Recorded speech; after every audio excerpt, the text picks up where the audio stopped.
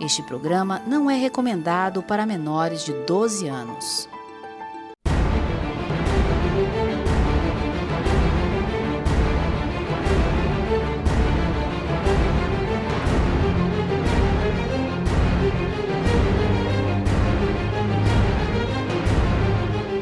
Boa noite a vocês aí de casa, peço licença mais uma vez para entrar no nosso lar. E hoje nós estamos recebendo aqui o Dr. Marcelo Mota, ex-presidente da OAB Ceará e atualmente exercendo a função de conselheiro da OAB Federal. É isso, doutor? Boa noite, é um prazer em tê-lo aqui no nosso programa, juntamente com meus colegas, Dr. Marcos Duarte, que é uma fera na legião de família, no tratado de família, e o filósofo, meu amigo, Márcio David, que também é professor universitário de teologia. E hoje nós vamos bater esse papo porque nós estamos querendo saber, viu, pessoal, vamos saber aqui do doutor já, se cobrança de consultas é ético, é legal. Esse é um dos nossos temas. Vamos saber também qual a reflexão que houve na advocacia após a pandemia. E tem um comentário aí nas redes sociais que esta profissão, a advocacia, vai se acabar. Será que é verdade? Vamos saber, não é isso? Já, mas antes disso nós vamos chamar creme vegetal Tainá, o melhor que há. Dá uma olhada aí. Eu só uso Tainá, é de fama e faz bem. Alô, você, dona de casa, compre Tainá também.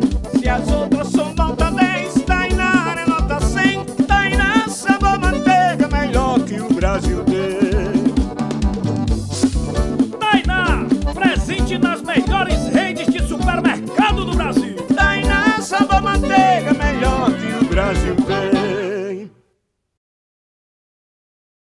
Então, voltando, doutor Marcelo Mota, prazer em recebê-lo aqui nos nossos estúdios.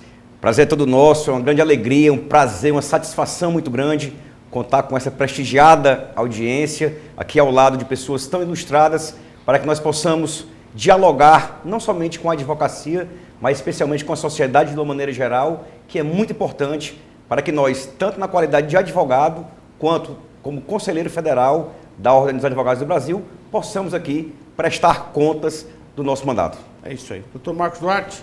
Bom, boa noite, prazer, esse retorno aqui ao Acerto de Contas e hoje com a presença do ilustre amigo, colega advogado, Marcelo Mota.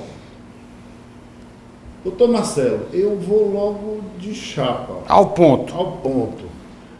Por que as pessoas acham que advogado tem que trabalhar de graça? É aquela história. Doutor, é só uma dicasinha, é só para o senhor tirar uma dúvida.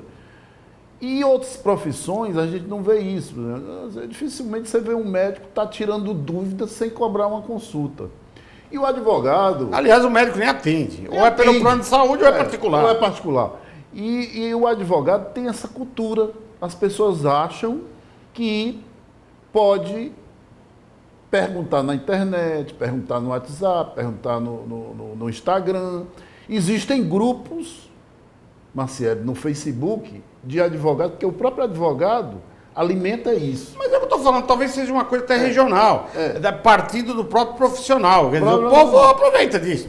Aí começa a tirar dúvida, entendeu? E responder dúvida. Por exemplo, você vê um médico na televisão respondendo dúvida. Não, o médico é um pouquinho diferente. Você está coçando a cabeça, você vai no médico, o médico olha e fala, é piolho, é simples, só um remedinho pro piolho que vai sair, vai parar a coceira. Aí você fala, quanto é a consulta? 400. Mas doutor, mas só piolho? Mas a consulta é 400. O advogado não tem isso. Mas eu acho que, eu estou só acrescentando a tua fala aqui, Sim. Eu acho importante nós debatermos esse assunto, porque eu penso que qualquer tempo disponibilizado de um profissional deve ter a sua rentabilidade. Ou seja, deve ter o teu... Porque, afinal de contas, ele está ali prestando uma consulta. Aí eu pergunto, doutor Marcelo, como é que a OAB enxerga isso? Como é que o Conselho Federal, existe alguma providência? Tem uma tabela, a gente sabe que tem, mas isso funciona? Qual é a sua opinião, doutor Marcelo? Bem, Marcos, primeiro eu queria te agradecer. Essa é uma pergunta muito pertinente, uma pergunta que nós debatemos bastante com a advocacia, com a sociedade de uma maneira geral, porque nós sabemos que todo e qualquer profissional E aqui, como bem disse Macieri, seja na advocacia ou em qualquer atividade, por óbvio, ele deve ser remunerado por aquilo que trabalha, por aquilo que entrega. Nós, da área do direito, nós temos uma formação em uma faculdade de direito, nós advogados e advogadas, estudamos muito para sermos bacharéis em direito. Depois existe uma prova, que é o exame de ordem, que é um exame que hoje no Brasil está na sua 30ª edição como um exame unificado, ou seja, o mesmo exame que fazemos aqui no Ceará é o mesmo do Rio Grande do Sul, o mesmo do Amapá, ou seja, é um nivelamento só para todos nós aqui, advogados e advogadas do país. E para nossa muita satisfação, Marcos, é interessante dizer que o Ceará sempre ocupa as primeiras posições em termos de aprovação. Mas, dito isso, é importante estabelecer que é uma preocupação muito grande da Ordem dos Advogados do Brasil estabelecer uma tabela de honorários. Essa tabela é, na verdade, um balizamento para que cada colega possa, sim, ao verificar, quando se advoga na área criminal, previdenciária, trabalhista, enfim, consultiva, tributária, nos mais diversos ramos do direito, o advogado possa ter aquilo como base.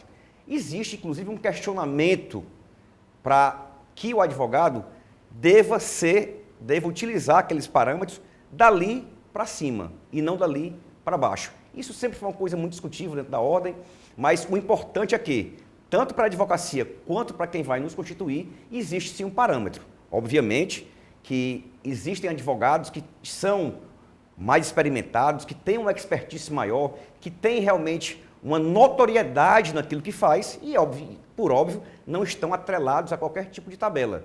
É, na verdade, um acerto que se faz entre advogado e cliente.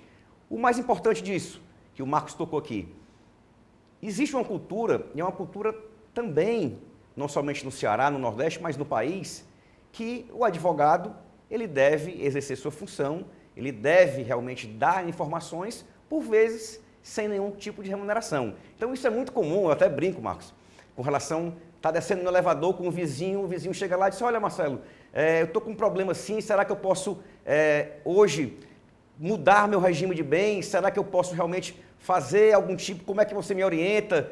Então, isso, na verdade, ficou por muito tempo. É a consulta, é uma consulta sendo levado meio que na brincadeira, mas nós... Depois eu pago um café.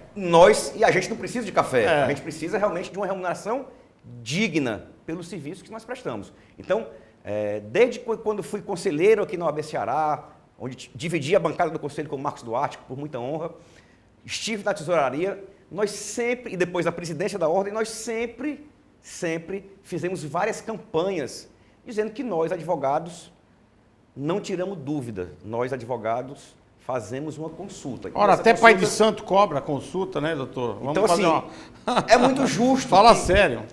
É muito justo que, obviamente, o advogado seja remunerado pela consulta que faz. Então, a vocês que nos escutam, que nos assistem, é muito importante essa simbiose.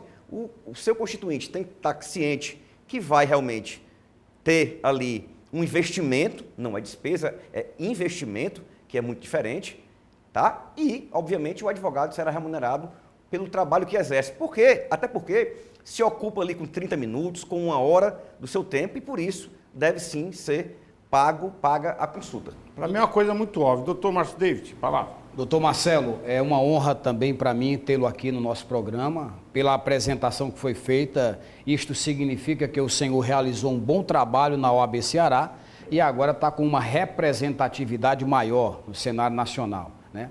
Eu pergunto o seguinte, será que essa cultura de o advogado dar instruções, explicações, tirar dúvidas de muitas pessoas não teria como razão, além da cultura propriamente, esse aparente distanciamento que há entre o povo comum, a pessoa comum e a figura do advogado? Porque, por exemplo, quando a gente fala sobre o defensor público, né, muita gente fica voando, como se diz aqui no Ceará. O que seria o defensor público? Então, foi citada a analogia com o médico. Nós sabemos que o médico tem o médico particular e o médico público.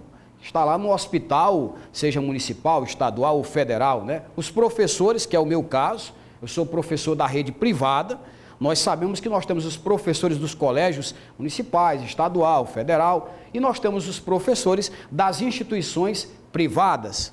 Ao que parece, muita gente precisaria de um esclarecimento de que o advogado, em tese, é uma figura que estudou, como o senhor falou, pagou o preço, como o senhor falou, e não tem recursos, a não ser que seja, neste caso, exatamente o defensor público, não tem recursos do governo, né, para a sua sobrevivência. Eu acho que talvez, o senhor pensa que talvez o povo de casa está precisando de uma explicação melhor em relação a isso? Tem até um ponto que, Márcio, que eu vou pegar aqui também um gancho, que é muito comum nas comarcas do interior do estado, no Ceará e do Brasil, alguns colegas serem nomeados por determinados juízes para determinado ato. Por exemplo, imagine que o Dr. Marcos Duarte esteja no Fórum de São Gonçalo do Amarante e existe uma audiência, por exemplo, de um réu preso, e que esse réu preso, naquele momento, Márcio, não tem nenhum defensor público, não tem nenhum advogado constituído, e o juiz, ao ver que existe lá no fórum um advogado qualificado, convida esse advogado para a audiência e arbitra um valor para que o Estado, no caso o Estado do Ceará, venha remunerar o advogado Marcos Duarte, ou quem quer que seja, para aquele determinado ato, quando não houver um advogado constituído ou quando não tiver um defensor público ali nomeado. Então, também é muito importante dizer o trabalho que a Defensoria Pública faz para assistir os vulneráveis, ou seja, aquelas pessoas que não podem, não têm uma condição financeira de constituir, de contratar um advogado privado, um advogado particular, pode sim se dirigir à Defensoria Pública e lá será atendido. Nós sabemos que a Defensoria Pública deveria e poderia, né, isso é uma luta já muito grande, e aqui eu cito, por exemplo, a minha amiga Mariana, que fez, enquanto era Defensora Pública Geral, um trabalho realmente lapidar, como tantas outras antes dela e agora depois. Mariana Lobo. Então, assim, é uma coisa que é muito importante, e aqui no Ceará nós sempre tivemos uma parceria muito grande entre OAB e Defensoria, porque entendemos que todos somos advogados, tá? Então isso é muito importante. O mais, assim, nós temos que sempre, Marcelo, valorizar e fortalecer a advocacia, e que a advocacia tenha respeito e que seja sempre respeitada. E ainda mais, quando se fala em consulta, quando se fala em arbitramento de honorário, uma coisa que também me é muito cara, que nós não podemos aviltar os honorários. O que quer dizer isso? Nós não podemos cobrar honorários que não sejam dignos, que não sejam realmente compatíveis com o serviço que nós exercemos com esse munus público. O advogado tem sim uma função pública. E sempre olhando a classe social também da pessoa, eu acho que também deve ter essa questão individual de cada profissional advogado, de olhar a quem atender e como atender, as possibilidades. Eu acho que tudo é negociável. O que eu não concordo é que o profissional trabalhe sem receber nada. Eu não concordo. Então, a ideia é essa, é que realmente consulta, ela é lícita, ela é válida, ela é ética, ela está albergada por uma tabela de honorários. O advogado deve sim, seja por meio de uma consulta, seja quando vai funcionar num processo judicial, seja quando for fazer algum tipo de trabalho consultivo, que ele venha lá, faça o seu contrato de honorários, que é muito importante. Eu sempre disse, nas dezenas e dezenas de solenidades de entrega de carteira que fiz enquanto tesoureiro, enquanto presidente da OAB do Estado do Ceará, e falar lá para os novos colegas que ingressavam na ordem, dizer, olha, a importância de se fazer um contrato de honorários. Ali vai se estabelecer as regras, ali vai pactuar qual é, na verdade, o valor que está sendo contratado, como é o pagamento, enfim. E é muito importante porque, às vezes, e aí o Marcos pode dizer também com relação a isso, se isso não está escrito, lá na frente o cliente pode dizer, não foi bem assim, o valor não era esse, o trabalho não era só esse.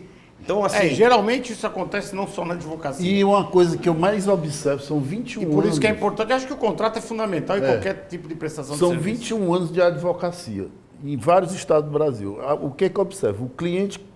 Aquele cliente que você não cobra, ou aquele que lhe paga mais barato pelo seu serviço, é o que lhe dá mais problema. Que mais cobra. Entendeu? Isso é uma coisa assim... É o que mais perturba é porque o não que está pagando. porque não está pagando. Eu não diria isso, mas assim, eu quero ter uma outra dúvida, que eu vou tirar daqui a pouco, que é o seguinte, nós vamos responder depois do patrocinador, que é, por que médicos podem fazer um plano de saúde e tal, ou nós todos, ou qualquer outro tipo de plano de saúde e tal, enfim.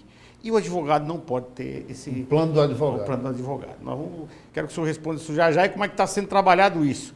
Então agora vamos... Xenon e LEDs, a loja que vai até a sua casa. Fica aí.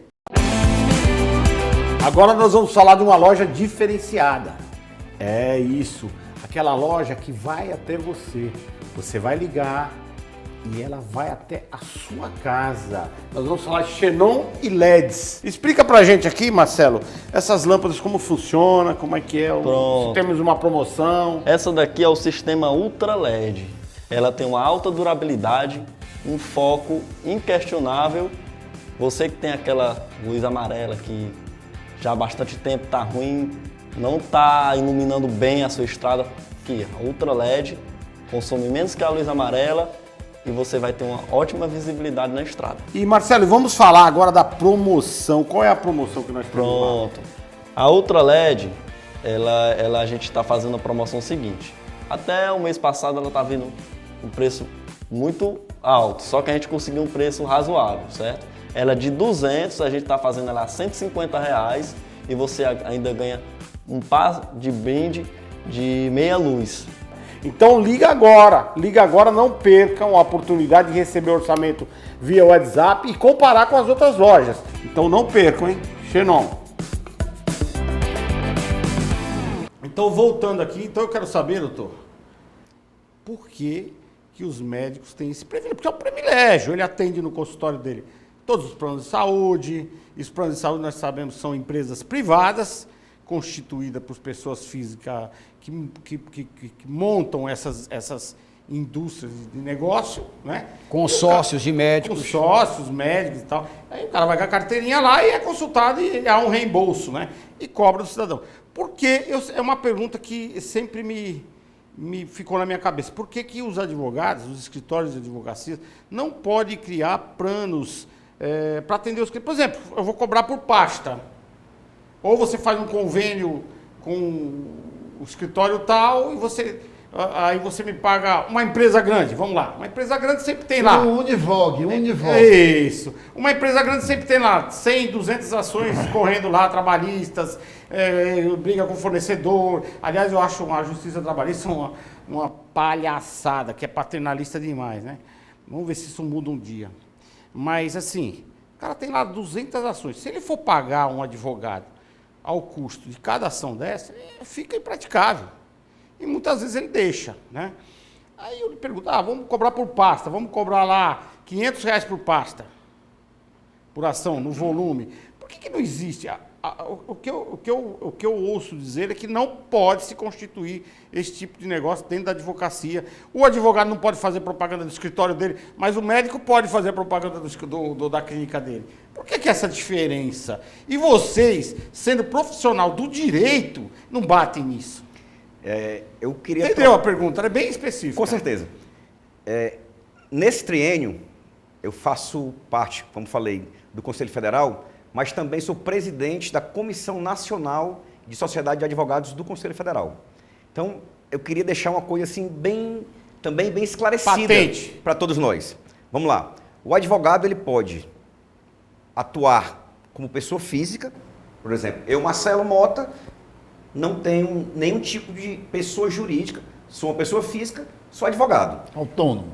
Eu, Marcelo Mota, posso constituir sozinho, de forma realmente unilateral, individual, uma sociedade de advogados chamada Marcelo Mota Advocacia, por exemplo, sociedade individual. Marcelo Mota Associados. Pronto. Eu, desde 99, tenho a Marcelo Mota Advogados Associados, tá? É uma pessoa jurídica. Então é o seguinte, o advogado pode ser tão somente a pessoa física ou pode constituir uma pessoa jurídica, ele sozinho ou ele associado com outros colegas. Marcelo, qual é a vantagem de estar como pessoa jurídica? uma das maiores vantagens, e aqui eu não vou falar sobre o ponto de vista da estratégia, depois nós vamos falar mais na frente, sobre hoje as ferramentas que se utiliza, de gestão de escritório, enfim, de um aperfeiçoamento melhor, da busca realmente por ter aí uma maior e melhor gestão de escritório, mas quando você tem a pessoa jurídica, você paga menos tributo. A advocacia, inclusive, foi inserida no Simples Nacional. Quer dizer o quê? Que nós, ao constituirmos nossa pessoa jurídica, e se formos inscritos no Simples, nós podemos, sim, reduzir a carga tributária. É totalmente diferente, por exemplo, de uma cooperativa médica, né? Onde se constitui uma pessoa jurídica e vários cooperados ingressam com ela. Mas a minha pergunta não é essa, a minha pergunta é mais específica. Por que Não os pode ter um advogados plano? não pode ter um plano da advocacia? É esse ponto que eu iria chegar agora. Ah. Tá? Um dos pilares básicos que está estabelecido no nosso Código de Ética é não mercantilizar a nossa profissão. O advogado e a advogada não podem, sob qualquer hipótese, mercantilizar o exercício da advocacia.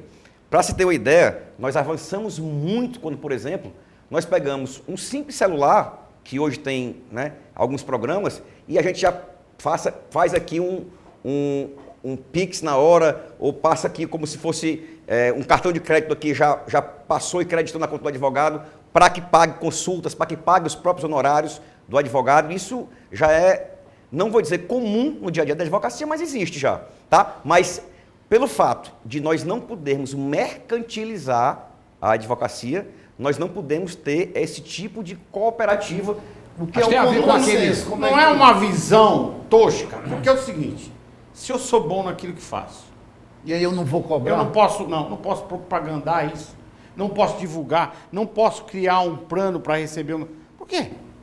E outra, Ora, se os médicos podem, por que eu não posso?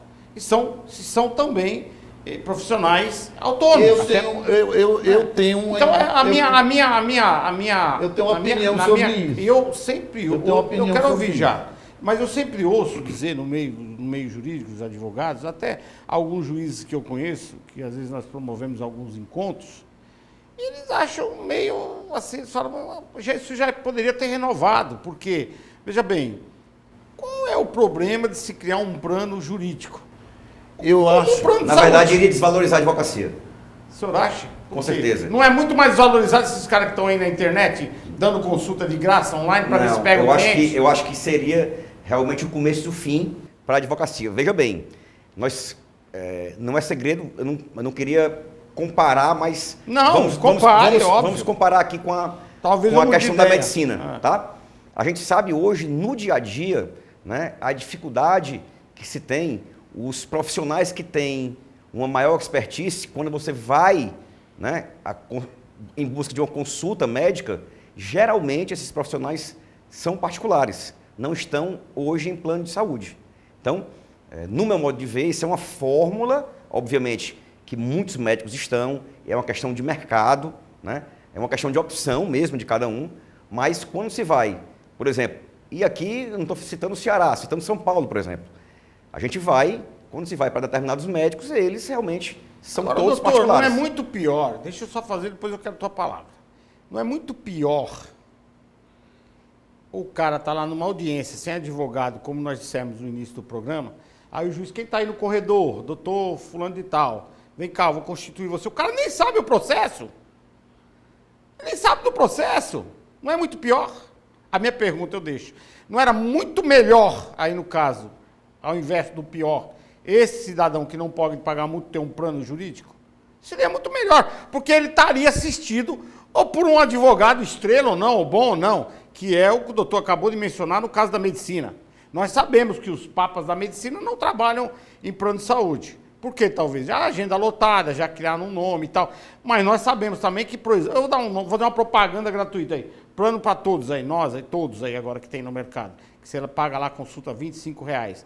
E tem uma galera atendendo nesse plano aí. Pelo menos é assistido por médico.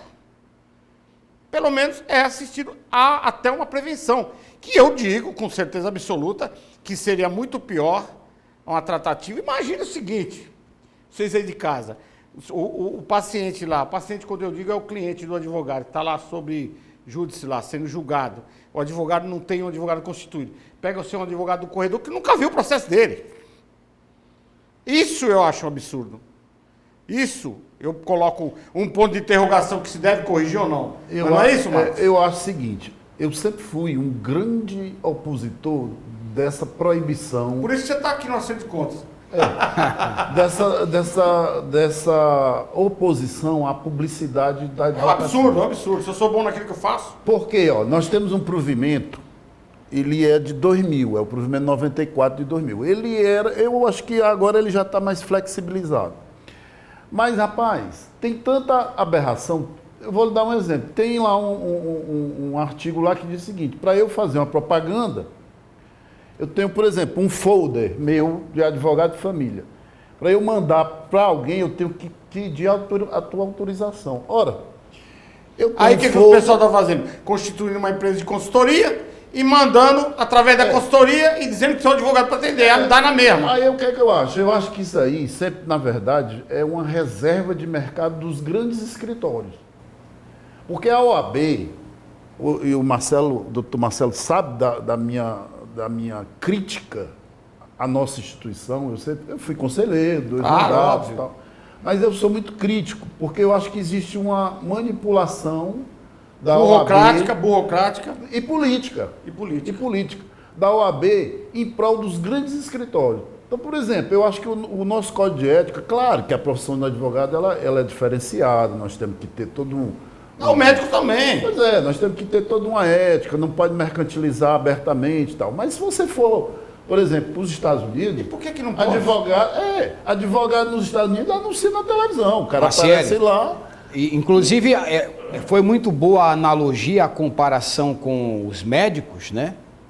Porque, doutor Marcelo, eu como filósofo, na nossa formação nós aprendemos desde os primeiros meses que a figura do médico, a figura do advogado, juntamente com a figura do professor, do ministro religioso, seriam vocações. Existe todo aquele fundamento que não é apenas uma profissão, é também uma vocação. Sacerdócio. Embora Lutero, na Reforma Protestante, procurou equiparar a vocação da profissão. Mas existe a ideia de vocação, só que os médicos que também seriam vocacionados já estão lá na frente em relação a isso. Mas cabe a pergunta, essa preocupação do OAB seria também por causa dessa ideia de vocação, não mercantilizar demais a atividade? Mas o doutor vai responder essa pergunta no segundo bloco, que agora nós estamos encerrando o primeiro bloco, e também uma preocupação que a Ordem dos Advogados do Brasil deveria ter, é que aquele advogado que você passa em frente ao escritório dele,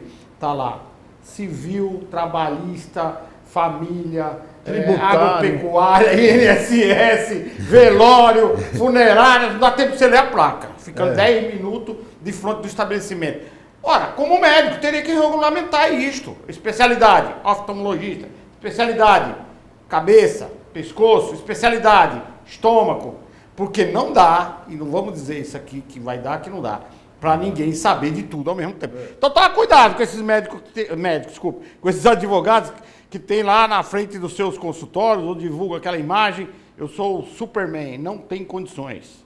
Não tem condições. Então já, no segundo bloco nós vamos falar sobre isso. Fique agora aí com a Mansão Marcelo, o melhor lugar para você passar o final de semana. Dá uma olhada.